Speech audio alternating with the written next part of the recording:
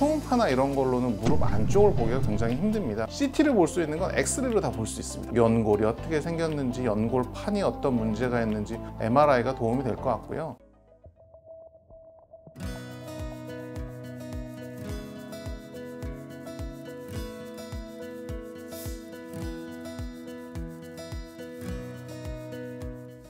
안녕하세요. 가자연수병원 정형외과 전문의 최현진입니다.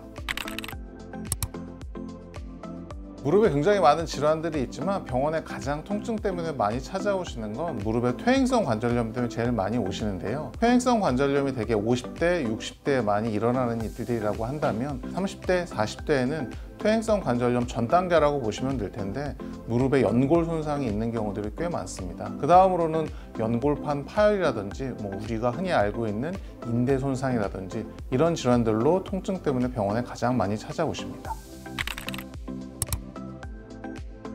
이게 사실은 통증 정도를 느끼는 거는 환자분들마다 굉장히 다릅니다. 제가 제일 환자분들한테 강조하는 증상 중에 두 가지 정도 있다고 보는데요. 하나는 이 찌르는 듯한 통증입니다. 이 통증 자리가 한 군데, 내가 진짜 안쪽이 아프다, 바깥쪽이 아프다, 무릎 위쪽이 아프다, 한 자리가 아픈 게 계속 반복된다. 이건 문제가 있는 겁니다. 이건 병원에 가보셔야 됩니다. 그게 아니라 오늘은 안쪽도 아팠다, 위도 아팠다, 뒤도 아팠다, 아래도 아팠다, 옮겨가는 통증들, 이거는 큰 문제가 아닐 가능성이 높습니다. 또 하나는 무릎이 부어오르는 겁니다. 되게 내가 평소에는 괜찮은데 운동만 하고 났더니 무릎 위쪽이 좀 부어오르는 것 같다. 이 부종이 생긴다라는 거는 무릎 안에 연골이나 연골판이나 어떤 문제가 생겨서 염증 반응이 일어나게 되면 무릎 자체가 부어오릅니다. 통증점이 어느 한 군데나 두 군데 정도 딱 정확한 자리가 계속 똑같이 생긴다.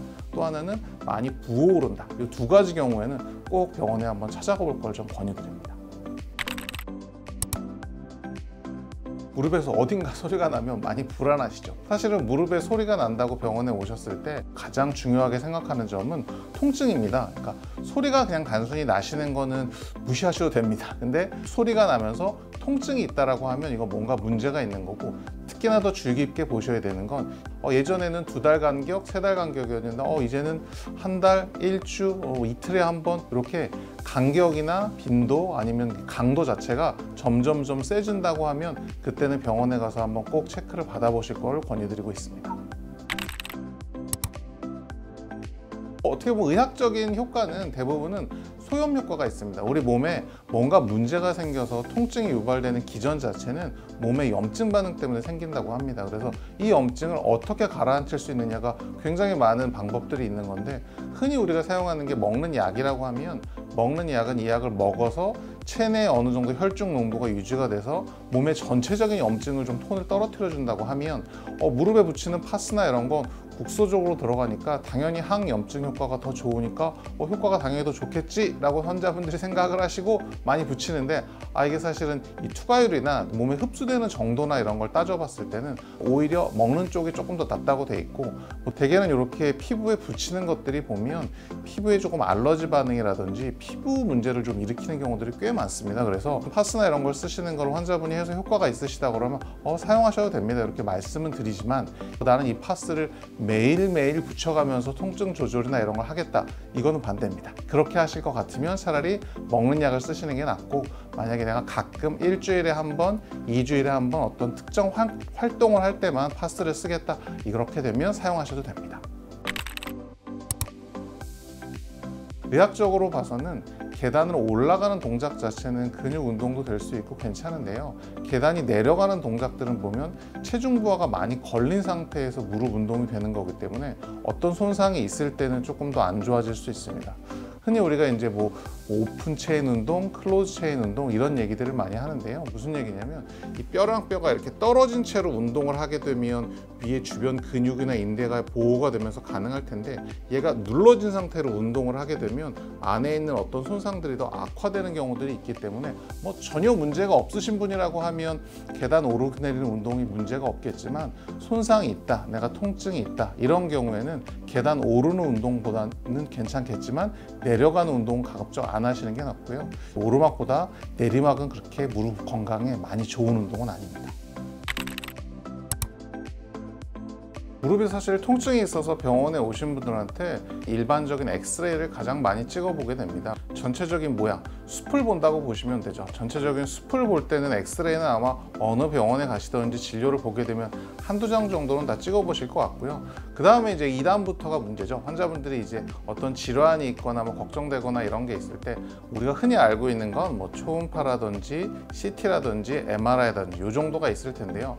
무릎은 불행히도 이 위아래 뼈가 굉장히 딱딱한 녀석들이 두 개가 감싸고 있기 때문에 요즘 가장 많이 쓰는 초음파나 이런 걸로는 무릎 안쪽을 보기가 굉장히 힘듭니다. 그렇기 때문에 초음파는 어떻게 보면 진료의 보조 장치로 무릎 주변이 혹시 많이 부어 있진 않은지, 무릎 겉에 있는 인대들이 뭔가 손상이 있든지 아닌지를 2차적으로 볼 수 있긴 한데, 진짜로 무릎 안쪽 내부에 연골이 어떻게 생겼는지, 연골판이 어떤 문제가 있는지 이런 걸 파악하는 데는 아무래도 MRI가 도움이 될 것 같고요. CT를 찍는 거는 사실은 크게 의미가 없습니다. 골절 이외에 CT를 쓸 일이 없습니다. CT를 볼 수 있는 건 엑스레이로 다 볼 수 있습니다. 그렇기 때문에 골절이 돼서 내가 어떤 수술을 해야 되는데 뼈가 어떤 모양으로 부러졌는지 뭐 이런 걸 보기 위해서 CT를 찍는 건 의미가 있는데 굉장히 제한적이고요. 연골 손상은 의학적으로 봐서는 재생은 안 되는 걸로 되어 있습니다. 이 연골 손상에 대해서 제가 항상 환자분들한테 설명드릴 때 박지성 선수 비유를 굉장히 많이 하는데요. 이분이 이 연골 손상을 치료하기 위해서 연골 재생술이라는 거를 개발하신 미국에 계신 어떤 의사분이 계세요. 그분한테 가서 수술을 받았는데 불행히도 선수 생활을 오래 못하고 은퇴를 하셨죠. 그랬을 정도로 수술 방법이 있는데 이게 100% 재활은 안 되고요. 예전 연골이 100점짜리 연골이었다 그러면 최고로 재생이 잘 되면 한 7, 80점 정도 되는 연골로 재생이 됩니다. 이것도 연골이 부분적으로 손상됐을 때 얘기고, 연골이 그래서 전체적으로 손상이 됐을 때를 우리가 퇴행성 관절염이라고 얘기를 하고, 이게 다 손상이 됐으니까 이거는 재생은 안 되겠구나. 그래서 그런 경우에 사용하는 방법이 인공관절이나 이런 것처럼 관절을 아예 바꿔주는 방법을 쓰지, 연골 자체를 아예 재생할 수 있는 방법은 없는 걸로 되어 있습니다. 축구 선수들이 무릎이나 이런 동작이 굉장히 중요한데, 이 친구들이 꽤 많은 시간을 이런 헬스나 이런 데서 PT나 이런 거에서 무릎 주변 근력을 강화시키는 운동을 합니다.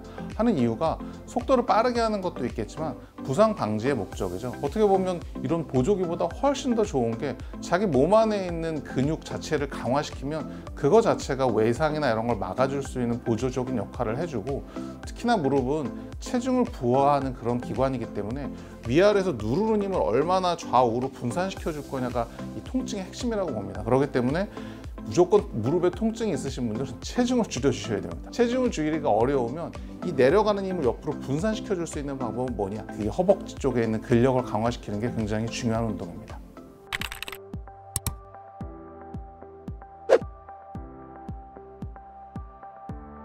물론 앉아 있는 게 훨씬 좋습니다. 무릎 측면에서는. 그래서 이게 만약에 무릎이 아프신 분이 둘 중 하나를 골라야 한다 이렇다고 하면 앉아 있는 게 무조건 100% 옳습니다. 그래서 사실은 70, 80 정도 되셔서 어르신들 무릎 엄청 아프신 관절염 환자분들도 항상 얘기하는 게 내가 앉아 있을 땐 하나도 안 아파. 근데 일어나서 걸으려고만 하면 너무 아파 라고 얘기를 하십니다. 그래서 앉아 있는 거랑 서 있는 거 둘 중 하나를 고른다고 하면 무릎이 아프신 분들한테는 무조건 앉아 있는 쪽인데요. 밸런스를 갖추는 게 중요하다고 생각합니다. 평생을 앉아서 할 수는 없잖아요. 그래서 앉아있다가 이게 너무 오랜 시간 앉아있기만 하면 허리나 다른 데 문제도 생기기 때문에 어느 정도 시간마다 한 번 정도는 움직여주는 게 무릎의 윤활작용이나 이런 측면에서도 괜찮기 때문에 둘 중 하나를 딱 골라야 된다고 그러면 앉아있는 거지만, 일상생활이나 이런 데서 따진다고 하면 장시간 앉아있는 것보다는 1시간 정도 앉아 계셨으면 뭐 진짜 1분, 2분 정도라도 스트레칭이나 잠깐 서서 뭔가를 해주고 다시 앉는다든지 해서 무릎이 아프신 분들한테는 둘 중 하나를 고르면 앉아있는 게 더 좋긴 합니다. 스쿼트보다는 다른 운동을 저는 추천을 많이 드립니다. 무릎이 불편해서 오시는 분들한테 스쿼트 운동은 저는 절대 추천하지 않습니다. 스쿼트는 어떻게 보면 무릎 운동이나 전신 운동의 끝판왕 같은 거죠. 어설픈 상태로 시작하다 보면 위아래에서 누르는 힘 때문에 무릎 관절 자체에 손상이 있던 부분이 더 악화되는 경우들이 많기 때문에 저는 이 무릎 통증이 있으신 분들한테는 스쿼트는 별로 추천드리지 않고, 특히나 뭐 전방십자인대라든지 연골판 수술을 하시고 나서 뭐 4주, 6주차 때쯤 운동이나 이런 거 시킬 때 어느 정형외과 선생님도 그러겠지만 아무도 스쿼트는 시키지 않습니다. 저는 두 가지 중에 한 가지를 고르라면 무조건 냉찜질하기입니다. 내가 오늘 오래 걸어서 무릎이 좀 부어올랐다. 내가 오늘 축구 농구를 했더니 무릎이 아프다. 무조건 냉찜질을 하셔야 됩니다. 냉찜질의 의미는 그 환부 자체에 온도 자체를 떨어뜨려 주신다고 생각하면 됩니다. 이 냉찜질이나 이런 걸 함으로써 무릎 주변의 온도를 떨어뜨리면 무릎으로 가는 혈관이나 이런 녀석들이 많이 수축이 됩니다. 그렇게 되면 이쪽으로 염증 반응이나 염증을 일으킬 수 있는 그런 물질들이 무릎 주변으로 덜 가기 때문에 우리가 통증도 덜 느껴지게 되고 조직 손상이나 이런 게 덜하는 걸로 되어 있기 때문에, 근데 사실은 어르신들이 제가 이렇게 말씀드리면 나는 온찜질이 훨씬 좋던데 이렇게 얘기하시는 분들이 있습니다. 그런 거는 대개는 만성 질환일 때, 가령 퇴행성 관절염이 내가 오래됐어, 하루 이틀 된 게 아니라 그냥 오래된 질환 자체를 통증을 완화시키거나 이런 목적으로 온찜질의 의미가 있는 게, 통증이 너무 만성화되거나 그러면 그 조직 자체가 약간 퇴화되기 때문에 혈액순환이 그럴 때는 오히려 떨어진다고 얘기를 합니다. 그렇기 때문에 그런 자리는 온찜질을 해주면 혈액순환이 조금 더 올라가는 효과가 있기 때문에 계속 통증이 있고 내가 만성 질환을 앓고 있던 거야. 그렇다고 하면 온찜질을 하셔야 되지만 급성기 질환이나 이런 경우에는 항상 냉찜질하는 게 훨씬 좋습니다. 오늘 무릎 질환에 대해서 굉장히 많은 질문들과 말씀을 제가 드렸는데요. 이 무릎 질환에 대해서 저는 그렇게 말씀드려요. 항상 병원 요즘 굉장히 많습니다. 주변에 의원이고 병원이고 정형외과 선생님들도 굉장히 많으실 텐데, 초기에 오시면 제가 간단하게 쉽게 해결할 수 있는 방법이 많은데, 요즘도 보면 그냥 참고 지내시다가 이를 이만큼 키워갖고 오시는 분들이 많습니다. 오늘 얘기를 쭉 들어보셨다가 내가 이거는 뭔가 좀 문제가 있는 거구나 라고 생각하신다고 하면 집 근처 병원이나 이런 데 간단히 찾아가서 대단한 검사가 아니라 엑스레이 한두 장 정도라도 찍어보시고 얘기를 들어보셨는데 별게 아니면 별게 아니어서 넘어가면 되는데, 이게 일이 너무 커지고 나서 오시면 제가 선택할 수 있는 옵션이 별로 없습니다. 수술해야 된다거나 이건 어쩔 수 없습니다, 이런 얘기를 제가 드릴 때가 제일 안타까운데요. 그래서 조금 통증이 좀 오래된다거나 아까 말씀드렸던 것처럼 좀 반복된다거나 빈도가 조금 더 잦아진다거나 하시면 꼭 가까운 병원에 얼른 한번 가보시기를 권유드리고 싶습니다. 감사합니다.